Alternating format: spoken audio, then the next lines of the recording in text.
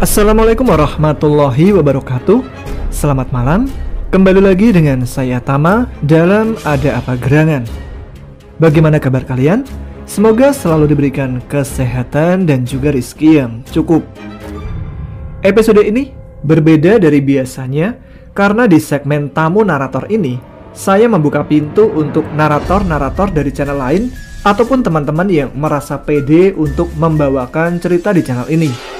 Tentunya dengan standar kualitas yang sudah ditetapkan ya.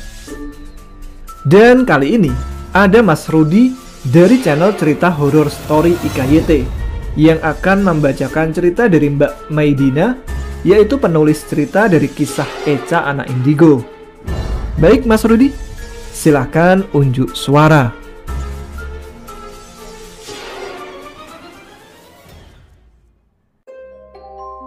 Assalamualaikum warahmatullahi wabarakatuh.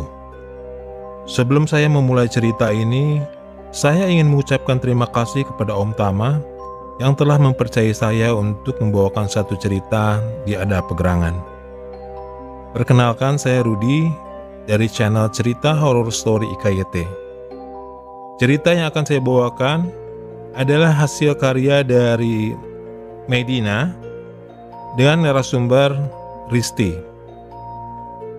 Cerita ini berjudul Susuk Kuntilanak.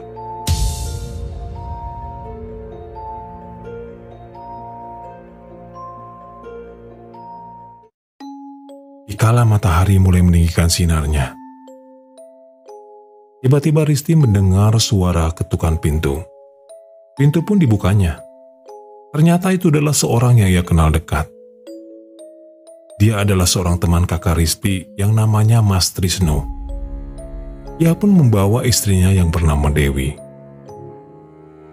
Risti tergolong gadis yang peka akan penglihatannya. Tiba-tiba mata Risti tertuju pada sosok yang ada di belakang Dewi yang sepertinya selalu mengikuti Dewi kemanapun dia pergi. Sedikit gambaran akan sosok itu. Sosok wanita bertubuh hitam legam. Rambutnya panjang menutupi semua wajahnya. Matanya putih. Jalan pun terpincang-pincang. Sosok itu sangatlah menakutkan, mirip seperti kuntilanak, tetapi berbadan hitam.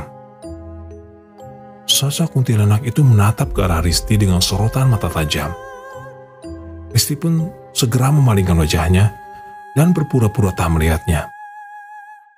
Seakan-akan sosok itu tahu bahwa Risti bisa melihatnya juga. Karena Risti sangat risih melihat sosok itu, Risti pun memilih pergi meninggalkan mereka berdua yang tengah asik mengobrol dengan kakaknya. Dalam perjalanan Risti menuju ke rumah temannya, Risti pun selalu memikirkan apa yang ia lihat barusan. Mengapa sosok itu selalu mengikuti Dewi kemanapun ia pergi? Apakah Dewi sama mengetahuinya kalau ia diikuti sosok kuntilanak wanita berbadan hitam itu? Risti memilih pergi meninggalkan mereka berdua yang tengah asik mengobrol dengan kakaknya. Pikiran pun menerawang jauh dan memikirkan tentang sosok tadi. Mengapa ia selalu mengikuti Dewi kemanapun Dewi pergi? Apakah Dewi mengetahuinya? Banyak pertanyaan yang ada di dalam benak Risti. Tapi Risti mencoba melupakan dan tak mau ikut campur urusannya.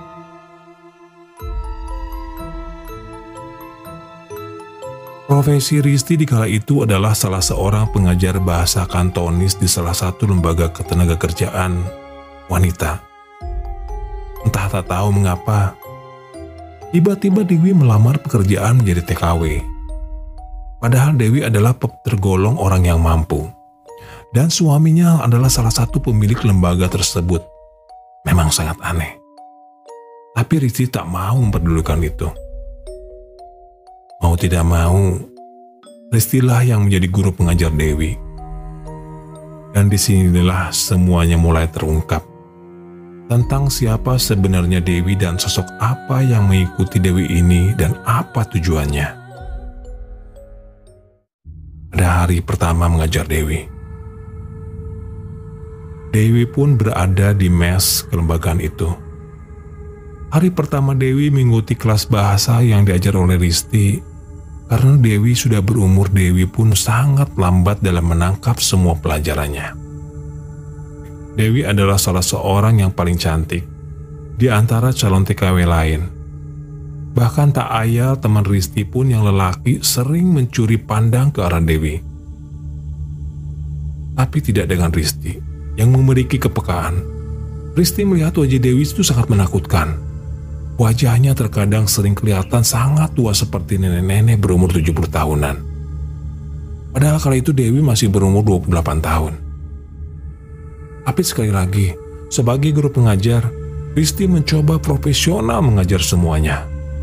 Walaupun dalam kondisi ketakutan, tak nyaman, dan keselamatannya pun terkadang akan sangat terancam sewaktu-waktu.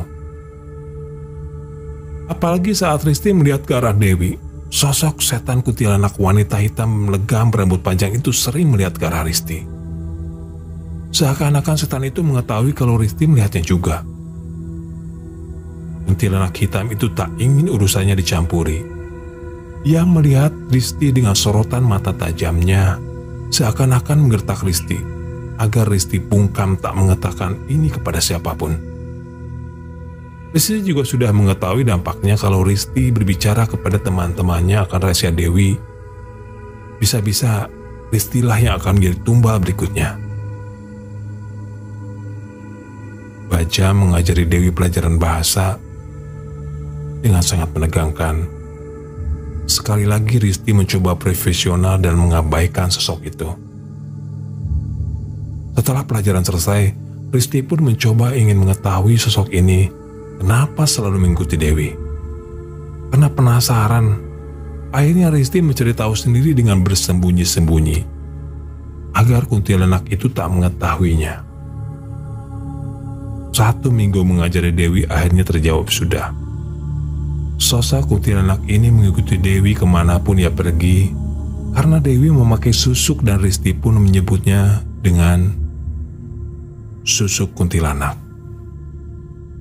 Apa fungsinya Risti pun belum mengetahui secara jelas. Risti mencoba menggali lagi lebih dalam tentang Dewi yang memakai sosok itu. 2 minggu akhirnya semua terjawab sudah. Fungsi susuk kuntilanak ini adalah salah satu susuk pemikat lawan jenis. Dewi memakai susuk itu agar suaminya mau menuruti apa yang dia inginkan. Setiap kali Risti memperhatikan suami Dewi, ia seakan-akan menjadi budaknya saja. Sebelum Trisno menikahi Dewi, Trisno ini adalah pacar dari sahabat Dewi sendiri, namanya Lastri. Mereka berpacaran sudah sangat lama. Bahkan mereka berdua pun berniat ingin mengarah ke jenjang yang lebih serius. Tetapi entah mengapa, Trisno malah menikahi Dewi. Setelah menikahi Dewi, Trisno pun seakan-akan bertekuk lutut terhadap Dewi. Cinta Trisno bahkan sangat berlebihan, seakan-akan Trisno itu menjadi budak cintanya. Apa yang Dewi inginkan, semuanya Trisno akan memenuhinya. Sudah lama Dewi memakai susuk ini. Ternyata pemakaian susuk kuntilanak ini ada saja imbas dan dampak yang sangat mengerikan. Sudah sejak lama Dewi dan Trisno menikah, tapi tak kunjung mempunyai anak. Sudah 2 kali hamil tapi selalu saja mengalami keguguran. Usut punya usut, ternyata janin ini tidak keguguran secara alami. Tapi sosok penunggu susuk itulah yang memakai janinnya. Sungguh sangat disayangkan, buah hati yang sudah lama ia nanti tak kunjung hadir. Trisno yang tak mengerti akan itu pun, dia pun membesarkan hati istrinya untuk tetap sabar dan berusaha. Dan saking sayangnya Trisno pada Dewi karena terpengaruh akan susuk itu. Di mata Risti, saat melihat Dewi seperti mempunyai gambaran akan masa lalunya. Bagaimana sosok itu memakan bayi yang sedang dikandung Dewi. Tetapi Dewi tidak merasa bersalah atas kematian anaknya. Yang dipikiran Dewi waktu itu hanya materi dan menginginkan cintanya Trisno saja. Saat menginjak kehamilan anak pertama, kuntilanak penunggu susuk itu sudah mengincar janinnya. Bagaimana cara ia akan memakannya? Seperti sudah ada perjanjian bersama dengan si dukun. Kuntilanak itu mengambil janin yang ada di dalam perut Dewi, lantas memakannya hidup-hidup. Kuntilanak itu memegang bayi yang masih menggeliat, lalu ia menggigitnya dengan menggunakan giginya. Darah berlumuran. Dia memakan bayi itu dengan lahapnya seperti memakan seekor ayam. Gambaran itu sangat jelas di pikiran Risti. Bagi para manusia yang mempunyai kepekaan, pasti akan bisa merasakan itu. Entah dengan cara apa ia mengambil janin itu. Yang jelas, janin yang berada di dalam perut Dewi itu sudah ditukar. Seakan-akan tak ingin melihat kesedihan yang mendalam. Risti pun tak berani melihat kejadian itu lagi, ataupun kejadian berikutnya. Setiap hari Risti selalu melihat Dewi bersama sang suami seperti budaknya saja. Trisno mengabulkan semua keinginan istrinya untuk diberikan apa saja yang ia inginkan. Termasuk barang-barang mewah pun ia berikan. Walaupun uang itu hasil dari pinjaman, tapi Dewi tak mau tahu. Yang terpenting Dewi bisa unggul di atas teman-temannya. Sampai suatu ketika, lembaga yang dibangun Trisno sepi akan peminat. Harta Trisno pun sedikit demi sedikit sudah mulai habis, dan Trisno pun jatuh bangkrut. Seakan-akan sudah tidak tertarik lagi dengan Trisno, akhirnya Dewi pun menjadikan Trisno sebagai tumbal susuk berikutnya. Tak tahu terima kasih. Yang ada di pikiran Dewi kali itu hanya harta, harta, dan harta saja. Hari demi hari akhirnya Trisno pun jatuh sakit. Tubuhnya yang kekar, berisi, langsung kurus seketika seperti hanya berbalut tulang dan daging saja. Sungguh pemandangan yang sangat ironis. Membuat siapa saja yang melihat Trisno seakan-akan menangis dan melihat kesedihan yang sangat mendalam akan dirinya. Ibunya pun tak kuasa melihat anaknya yang terkapai relunglai. Hanya tangis dan doa yang bisa ia panjatkan untuk kesembuhannya. Kesembuhan Trisno, anak kesayangannya. Sudah melakukan pengobatan dimanapun, tapi tetap kondisi Trisno tak kunjung sembuh. Dalam bahasa medis, Trisno memiliki penyakit dalam yang setiap hari menggerogotinya secara perlahan. Akan tetapi, menurut penglihatan Risti yang sempat mengunjungi Trisno, ternyata Trisno sudah menjadi makanan kuntilanak itu secara perlahan-lahan. Sedikit demi sedikit darah Trisno diminum oleh kuntilanak tersebut dengan cara menyedotnya, demi untuk menambah kekuatannya. Bahkan daging Trisno sudah ia koyak dan dimakannya pula. Akan tetapi untuk penglihatan secara kasat mata, luka itu tak nampak. Hanya orang tertentu saja yang mampu melihat itu semua. Walaupun Risti mengetahui itu, Risti hanya bisa bungkam. Dalam hati kecil Risti ingin sekali mengatakan kepada orang tua Trisno, tetapi akan sangat percuma saja. Karena kedua orang Trisno masih sangat mempercayai Dewi dengan sepenuh hati. Karena masih terpedaya akan sosok Dewi. Itu yang membuat Risti tak berkutik dan tidak dapat membantu Trisno. Semakin hari, tubuh Trisno sangat mengesankan. Pengobatan medis pun seakan-akan sia-sia untuk kesembuhannya. Rasa cinta yang Dewi miliki untuk Trisno sudah tidak ada lagi. Hanya warisan Trisno lah yang sekarang Dewi harapkan saja. Sampai suatu ketika Trisno pun tak mampu menanggung bebannya lagi. Akhirnya, Trisno pun meninggalkan dunia ini. Harta peninggalan Trisno pun jatuh ke tangan istrinya. Dan istrinya sibuk mencari kekasih baru lagi. Setelah kematian Trisno, Risti pun sudah tak sanggup membendung emosinya lagi dengan Dewi yang memakai susu kuntilanak itu. Apalagi dengan sosok kuntilanaknya sendiri yang sudah memakan banyak sekali korban. Janin-janin yang tak berdosa tak luput nyeri santapannya pula. Dengan kemampuan yang Risti miliki, akhirnya Risti mencoba memberanikan diri untuk berkomunikasi kepada sosok kuntilanak tersebut. Saat kuntilanak itu persis di samping Risti, tiba-tiba Risti mendapatkan gambaran tentang masa lalu yang terjadi pada kuntilanak tersebut. Bagaimana cara ia mati dan sampai menjadi sosok yang sangat jahat seperti ini. Terkadang itu adalah kesaksian jin yang menipu manusia. Tapi Risti menangkap kisah menarik yang diceritakan oleh kuntilanak itu sebagai pelajaran hidup. Sosok kuntilanak penunggu susuk itu dulunya seorang gadis muda yang merantau di kota besar. Kita sebut saja namanya Rumina, atau bisa dipanggil dengan Rum.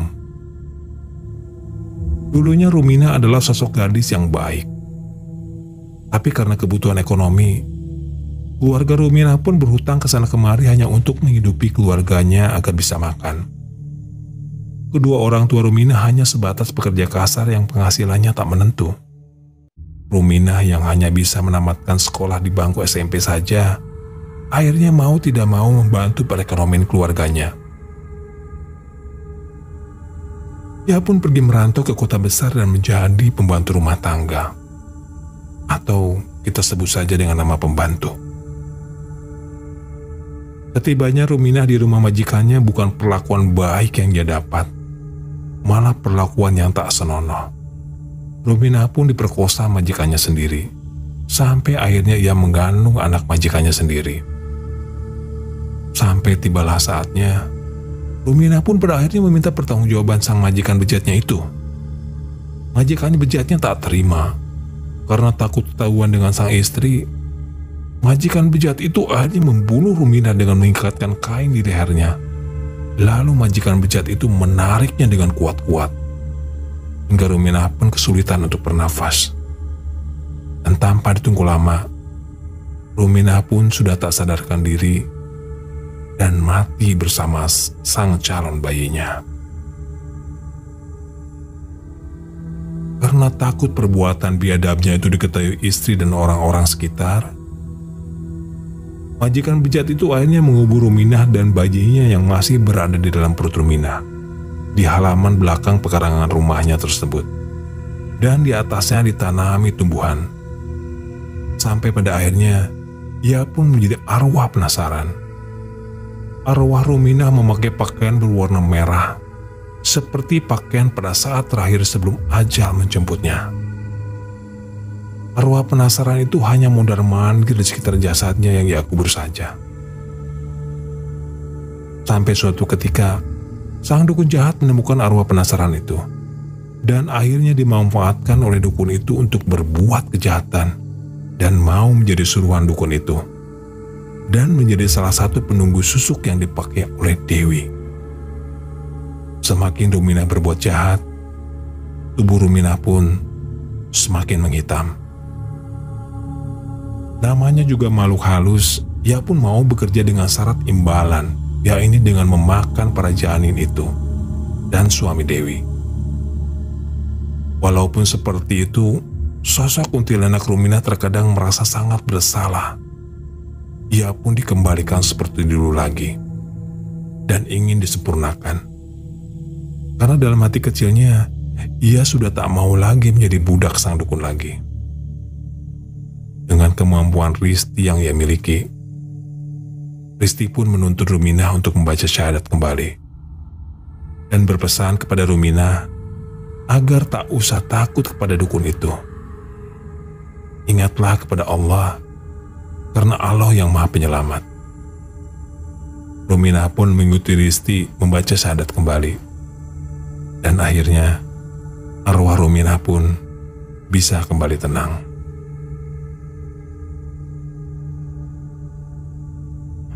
Itulah akhir dari cerita susu kuntilanak. Nantikan video-video saya berikutnya. Assalamualaikum warahmatullahi wabarakatuh.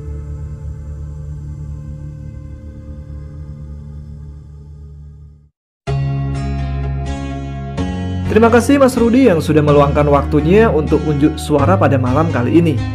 Bagi yang suka dengan gaya narasi dari Mas Rudi, bisa mampir ke channelnya, yaitu Cerita Horor Story IKYT. Terima kasih juga kepada kalian semua yang telah menyimak episode kali ini. Kita jumpa lagi dengan cerita-cerita lain yang insya Allah tak kalah seru. Jangan lupa subscribe bagi yang belum, tuliskan komen, tunjukkan eksistensi kalian. Saya Tama pamit, tetap semangat, jaga kesehatan, selamat malam, selamat beristirahat. Wassalamualaikum warahmatullahi wabarakatuh.